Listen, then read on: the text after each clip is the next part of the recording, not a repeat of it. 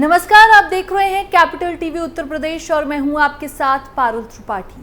उत्तर प्रदेश में 10 सीटों पर होने वाले उपचुनाव की तारीखों की घोषणा अभी तक नहीं हुई है, लेकिन सभी पार्टियों ने कमर कस ली है। इन चुनावों को 2027 विधानसभा चुनाव के सेमीफाइनल के तौर पर देखा जा रहा है और अटकलें लगाई जा रही हैं कि अयोध्या में हार का कुछ अलग अंदाज में बदला लेना चाहते हैं सीएम योगी।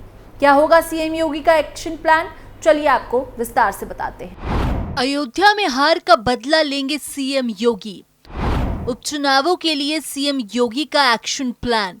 एआई सर्वे में मिला यूपी के उपचुनावों का फैसला। उपचुनावों में किसको मिलेगी कितनी सीट। लोकसभा चुनावों में खराब प्रदर्शन के बाद उत्तर प्रदेश में भारतीय जनता पार्टी के अंदर दरार की खबरें सामने आई थी। अब पूरी पार्टी मशीनरी का ध्यान राज्य में होने वाले 10 विधानसभा उपचुनावों पर है। ज्यादातर सीटों पर उपचुनाव विधायकों के सांसद चुने जाने के कारण हो रहा है। हालांकि अब तक उपचुनाव की तारीखों की घोषणा नहीं हुई है, लेकिन बीजेपी इस बार कोई कसर नहीं छोड़ना चाहती है और इसी वजह से पार्टी एक्शन मोड में आ गई है। बीजेपी ने उपचुनाव से पहले हर मतदाता तक पहुंचने और पार्टी कार्यकर्ताओं की शिकायतों का समाधान के लिए पूरी एक फौज तैयार की है। बीजेपी ने उपचुनाव के लिए 30 मंत्रियों और 15 वरिष्ठ नेताओं को लगाया है। सूत्रों ने बताया कि भारतीय जनता पार्टी ने 15 कार्यवाहक नियुक्त किए हैं, जबकि मुख्यमंत्री योगी आदित्यनाथ ने मंत्रियों को निर्वाचन क्षेत्र सौंपे हैं। संसदीय चुनाव परिणामों की समीक्षा के लिए दौरान उत्तर प्रदेश में पार्टी के भीतर मतभेद उभरने के कुछ महीने के भीतर ये नियुक्तियां की गई हैं। चुनावी नतीजों के बाद समीक्षा में निष्कर्ष निकाला गया कि राज्य सरकार की मशीनरी द्वारा कथित उपेक्षा को लेकर पार्टी कार्यकर्ताओं के बीच असंतोष ने इसके खराब प्रदर्शन में महत्वपूर्ण योगदान दिया है। इस वजह से 2019 के मुकाबले इस बार बीजेपी की संख्या 62 से घटकर 33 हो गई थी। पार्टी और सरकार के बीच नहीं है कोई मतभेद। लोकसभा चुनाव परिणामों के बाद उत्तर प्रदेश के मुख्यमंत्री योगी आदित्यनाथ की आलोचना करने वालों में से एक उप मुख्यमंत्री केशव प्रसाद मौर्य ने सार्वजनिक रूप से कहा कि संगठन सरकार से बड़ा है। इसके बाद सरकार और पार्टी संगठन के बीच मतभेद की खबरें आने लगी। एक रिपोर्ट के अनुसार बीजेपी के एक अंदरूनी सूत्र ने दावा किया है कि पार्टी और सरकार के बीच कोई मतभेद नहीं है। सूत्रों ने कहा कि वो जीत सुनिश्चित करने के लिए एक दूसरे के साथ मिलकर काम कर रहे हैं। इस बार कार्यकर्ताओं पर पार्टी का पूरा फोकस। फूलपुर में तैनात किए गए राज्य के परिवहन मंत्री दयाशंकर सिंह ने कहा कि पार्टी का ध्यान अपने कार्यकर्ताओं की समस्याओं को दूर करने, विकास परियोजनाओं को क्रियान्वित करने और स्थानीय प्रशासन के साथ समन्वय करने पर है। बता दें कि 9 विधानसभा क्षेत्रों में उपचुनाव उन विधायकों के इस्तीफे के बाद होने हैं जो अब संसद में चले गए हैं, जबकि शीश मऊ के विधायक और समाजवादी पार्टी के नेता इरफान सोलंकी को भूमि विवाद को लेकर एक महिला को परेशान करने के लिए दोषी ठहराया गया था, जिसके बाद उनकी सदस्यता चली गई थी।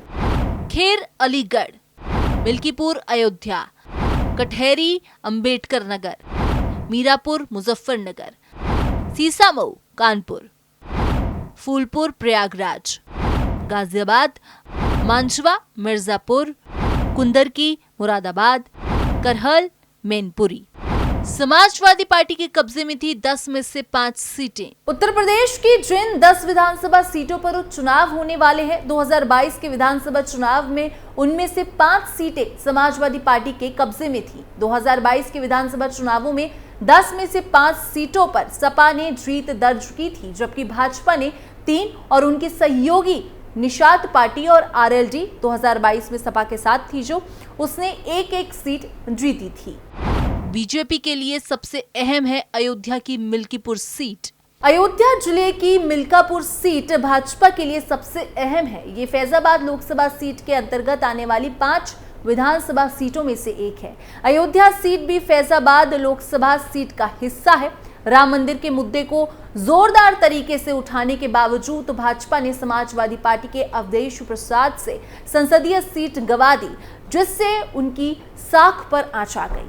भाजपा ने अब उपचुनाव की तैयारियों की निगरानी के लिए एमएलसी अवनीश कुमार सिंह और वरिष्ठ नेता पुष्पेंद्र पासी के अलावा मंत्री सूर्य प्रताप शाही, गिरीश यादव, मयंकेश्वर शरण सिंह और सतीश शर्मा को तैनात किया है।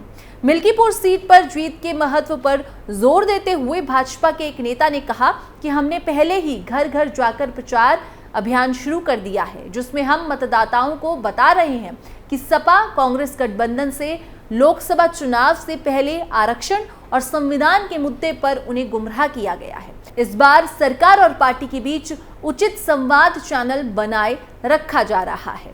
लोकसभा चुनाव में जीत के बाद से ही अवधेश प्रसाद पर सबकी निगाहें टिकी हुई हैं, जिन्हें अक्सर पार्टी प्रमुख अखिलेश यादव और लोकसभा में विपक्ष के नेता राहुल गांधी के साथ लोकसभा में देखा जाता है। करहल सीट भी सपा से छीनना चाहती है बीजेपी। इस बीच भाजपा सपा से करहल सीट भी छीनना चाहती है, जिसे अखिलेश ने कन्नौज लोकसभा सीट पर जीत के बाद छोड़ दिया था। सत्तारूढ़ पार्टी ने इस सीट पर प्रदेश उपाध्यक्ष ब्रज बहादुर भारद्वाज के साथ जयवीर सिंह, योगेंद्र उपाध्याय और अजीत पाल को तैनात किया है। भाजपा यहां पहले ही 3 बैठकें कर चुकी है, जिसमें रविवार को उप मुख्यमंत्री ब्रजेश पाठक ने एक बैठक में भी हिस्सा लिया था। ब्रज बहादुर भारद्वाज ने कहा कि सपा यादव परिवार के प्रभाव के कारण सीट जीतती रही है, जो चुनाव जीतने के लिए अनुचित तरीकों का इस्तेमाल करता है। उपचुनाव में ऐसा नहीं होने वाला है, क्योंकि इस निर्वाचन क्षेत्र में बघेल, शाक्य, क्षत्रिय और ब्राह्मण मतदाताओं की भी अच्छी खासी संख्या है, जो भाजपा का समर्थन करेंगे। सहयोगी दलों की 3 सीटों पर भी पर्यवेक्षकों की नियुक्ति। भाजपा ने 2022 के विधानसभा चुनावों में अपने सहयोगियों द्वारा लड़ी जाने वाली 3 सीटों के लिए पर्यवेक्षकों की नियुक्ति की है। बिजनौर के पूर्व जिला अध्यक्ष राजीव सिसोदिया मीरपुर में रलौद के अनिल कपूर समेत 3 मंत्रियों के साथ मामलों की देखरेख करेंगे, जबकि मंझवा में 4 मंत्रियों को तैनात किया गया है। कटहरी में 3 मंत्रियों को तैनात किया गया है। भाजपा ने कुंदरकी में 4 मंत्रियों को तैनात किया है, जिसमें सपा के जिया उल रहमान ने संभल लोकसभा को बरकरार रखने के लिए छोड़ दिया था। 3 मंत्रियों को गाजियाबाद की जिम्मेदारी सौंपी गई है, जिसे पार्टी के मौजूदा गाजियाबाद सांसद अतुल गर्ग ने 2022 में जीता था। इसके साथ आपको ये भी बता दें कि समाजवादी पार्टी भी आई एक्शन मोड में। इस बीच समाजवादी पार्टी भी एक्शन मोड में आ गई है और पार्टी ने सोमवार को 10 विधानसभा सीटों में से 6 के लिए प्रभारी नियुक्त किए हैं। वरिष्ठ नेता शिवपाल सिंह यादव कटहरी में पार्टी की गतिविधियों की निगरानी करेंगे, जबकि अवधेश प्रसाद और यूपी विधान परिषद के नेता लाल बिहारी यादव को मिल्कीपुर की जिम्मेदारी सौंपी गई है। चंदौली के सांसद बीरेंद्र सिंह को मांझवा की जिम्मेदारी दी गई है, जबकि विधायक इंद्रजीत सरोज करहल और राजेंद्र कुमार को शीशामऊ का प्रभारी बनाया गया है। एआई सर्वे से पता चला किस पार्टी को कितनी सीट मिलेगी। उत्तर प्रदेश में 10 विधानसभा सीटों पर होने वाले उपचुनाव की तारीखों की घोषणा अब तक नहीं हुई है, लेकिन सभी राजनीतिक पार्टियों ने तैयारियां तेज कर दी हैं। सभी 10 सीटों पर मुख्य मुकाबला भारतीय जनता पार्टी और इंडिया गठबंधन के बीच है। इन चुनावों को 2027 विधानसभा चुनाव के सेमीफाइनल के तौर पर देखा जा रहा है। इस बीच एक न्यूज एजेंसी ने यूपी उपचुनाव पर सबसे बड़ा सर्वे किया है। इस एआई सर्वे में 30 लाख लोगों से राय ली गई है, जिसमें लोगों से कई महत्वपूर्ण सवाल पूछे गए। तो चलिए आपको बताते हैं कि किस पार्टी को कितनी सीटें मिलेंगी। उपचुनाव में किसको मिलेगी कितनी सीट। एआई पोल का एक सवाल ये भी था कि उत्तर प्रदेश में मुख्यमंत्री पद के लिए पहली पसंद कौन है। इस पर 58% लोगों की पहली पसंद मौजूदा मुख्यमंत्री योगी आदित्यनाथ हैं। वहीं 40% लोगों की पहली पसंद अखिलेश यादव हैं, जबकि सिर्फ 2% लोगों ने बीएसपी सुप्रीमो मायावती को मुख्यमंत्री पद की पहली पसंद बताया है। एआई पोल के सबसे बड़े सवाल में पूछा गया कि उत्तर प्रदेश की 10 विधानसभा सीटों पर होने वाले उपचुनाव में किस पार्टी को कितनी सीटें मिल सकती हैं। इस सवाल के जवाब में मिले 30 लाख रुझानों के आधार पर उपचुनाव वाली 10 सीटों में से बीजेपी गठबंधन को 6 और समाजवादी पार्टी के गठबंधन को 4 सीटें मिल सकती हैं, जबकि अन्य का खाता नहीं खुलेगा। इसके बाद एआई पोल में लोगों से पूछा कि इस बार अयोध्या की मिल्कीपुर विधानसभा सीट से कौन किस पर भारी पड़ेगा। इसके जवाब में हैरान करने वाला नतीजा सामने आया है। पोल में शामिल 52% लोगों की राय है कि मिल्कीपुर में बीजेपी आगे है, जबकि 48% लोगों की राय है कि समाजवादी पार्टी मिल्कीपुर में आगे है। यहाँ दोनों पार्टियों के बीच सिर्फ 4% का अंतर है, यानी अयोध्या के बाद मिल्कीपुर की लड़ाई दिलचस्प होने वाली है, क्योंकि उपचुनाव तक इन आंकड़ों में बदलाव हो सकता है। उपचुनावों में ये मुकाबला देखना काफी दिलचस्प होगा। क्या होगा ये तो वक्त बताएगा। फिलहाल आप भी कमेंट करके जरूर बताइए कि किस पार्टी का पलड़ा भारी होने वाला है। बाकी देश और दुनिया की तमाम खबरों के लिए आप देखते रहिए कैपिटल टीवी उत्तर प्रदेश।